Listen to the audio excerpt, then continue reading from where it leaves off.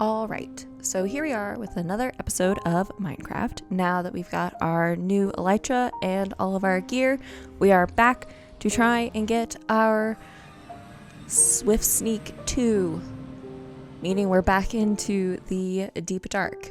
We popped back up onto this high little hill up here and tossed our kind of temporary stuff, because I figured the best way to do this was to go down, grab our stuff as we were trying to do last time and failed, and kind of have a safe little home base. It really throws me off the fact that no zombies or anything like that kind of spawns up here when wandering around. It's kind of weird to me. I don't really understand it, but either way, I know it has something to do with the skulk stuff that they have, but yeah, so this is the chest that I was trying desperately to get last time before we lost everything and died, and we were able to successfully open the chest. We've done it, guys, and guess what? It had nothing exciting in it, which is really sad because I had some other more exciting stuff on me the last time we played this and I lost everything, so there's that. And me never to turn down a chest because I am constantly losing chests. I also like the fact that I'm breaking it with wool because I don't have an axe at the time. Anyways, we kind of snuck over there. As you can see, I had before I lost everything, broken up a lot of the stuff, but opened up a couple different chests, got these books and got some flame, and I got Swift Sneak 2. Okay. Swift Sneak 2, pretty good. I don't necessarily know if I will ever get Swift Sneak 3 because we are dealing with me and my skills. Is it really that big of a difference? I know I could be settling for Swift Sneak 2, which would be sad, but when I eventually ran into a similar issue as we did last time, where the Warden was out and it was dark and I was flying around and I couldn't figure out where I was going, and I was like, oh no, this is it, guys, we're gonna do it again. And the Warden was like right there and I could see it, and they're just right there, actually. Convenient. So while we're sitting here in the silence, be sure to leave a like and subscribe from the video. I'm trying to remember to do this at opportune times, and me sitting here hiding from the Warden, opportune. So yeah, let's go. Notice is angry. I'm reading the subtitles on the side, and then I panicked and I kind of flew off. I was sitting here being very quiet because I'm like, oh, but what if they hear me? They can't hear me because I'm not playing. And then I towered up, which didn't work last time, but it allowed me to, you can see him charging towards me in the corner. Oh my goodness, that's terrifying.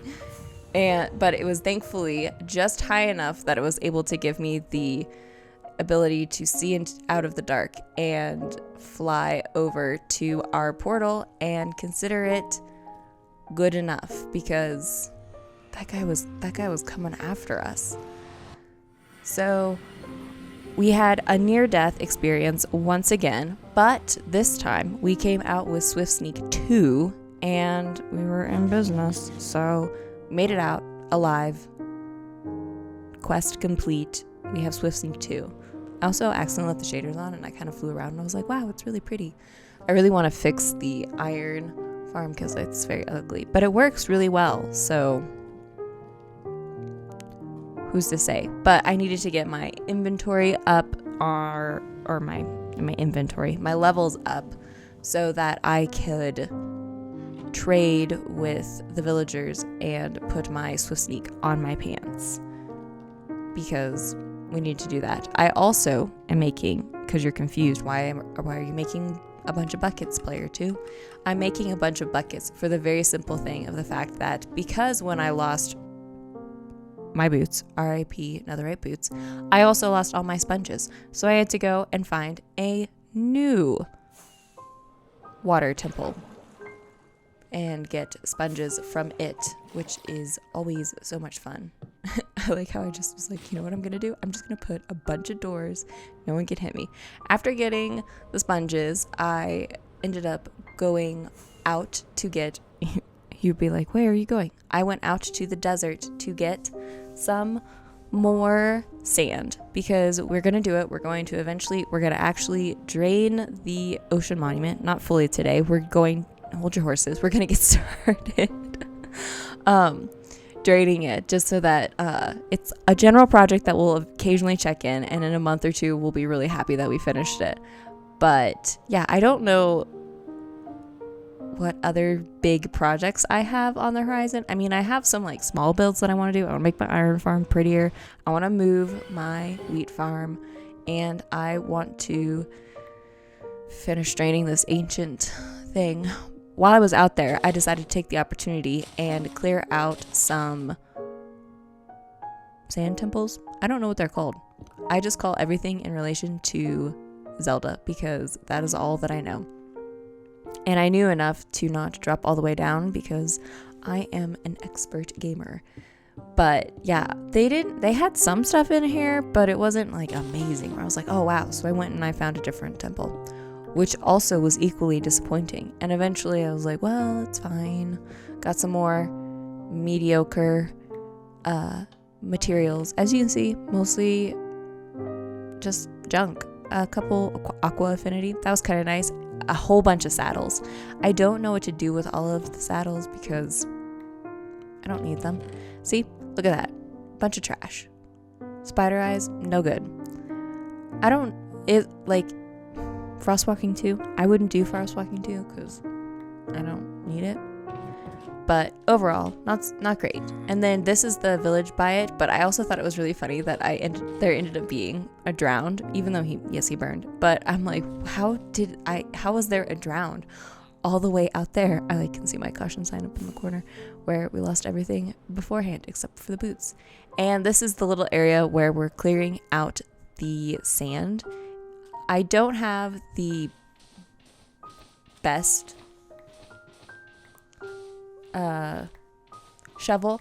I also think that I should at some point get another beacon and just have one out here so I can have efficiency, so I can do this a whole lot faster, because I think that would be a good idea. But I just need a whole lot more beacons, which means I really need that wither farm to work, which it doesn't work at all. Mainly because because I built it wrong, and I actually haven't officially built it. I've just half-heartedly built it, just being like, oh, maybe you could build it here. But yeah, so look at our ocean temple and how far we have to fill it up. So this is the one spot where which actually drove me to set up this thing in its entirety, or drove me to get more sponges. Originally, I wasn't going to do it, but then it just got so tiring when I cleared the temple or whatever, because it just got annoying. And then these guys just kept hitting me, and it just got frustrating. And so I decided that I was just going to kind of try a different method. And so I towered above it and decided I was just going to drop it down like I did when I was originally setting the walls up. I don't think this is a much better solution. Spoiler alert, we dropped it and swatched to doing something else. But yeah, let me know what you guys think down below. If you have any suggestions on draining a water temple, please leave them down below, because I don't really know what I'm doing. I watched a couple tutorials, but it seems to be taking a while, which is how it works. So yeah, let me know what you guys think down below. Leave a like if you liked the video, and subscribe. Thanks for watching. Bye.